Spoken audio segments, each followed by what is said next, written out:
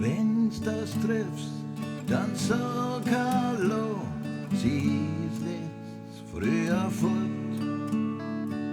Und ich weiß auch nicht warum, den Grund hat sie mir nicht gesagt.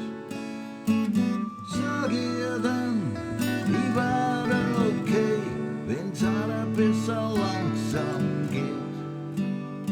Sie denkt vielleicht, dass ich's vergessen hab. Sag ihr nicht, dass ich dauernd an sie denk. Wir haben einen Streiter gehabt, wie das oft so ist. Wenn ich da dran denk, wie sie gegangen ist, dann bin ich nur am Boden.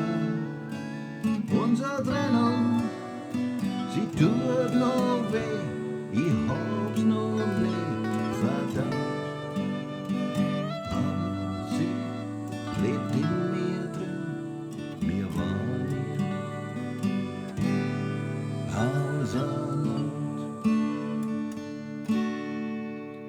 Wenn's das dann in deine Arme nimmst, gib ihr einen Kuss von mir. Ich hab sie allweil respektiert, auch wenn sie mir Freiheit holt. Was immer sie jetzt glücklich macht, ich steh ihr nicht im Weg. Aber es bleibt der bittere Geschmack von dem Ort, wo sie gegangen ist. Die Sonne geht unter, der Mond geht auf, ich lass alles Revue passieren.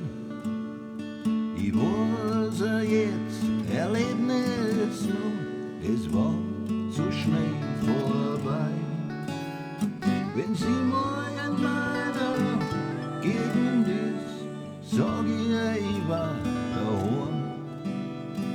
Sie kann auch bei mir reichen, aber nur wenn sie auch mag.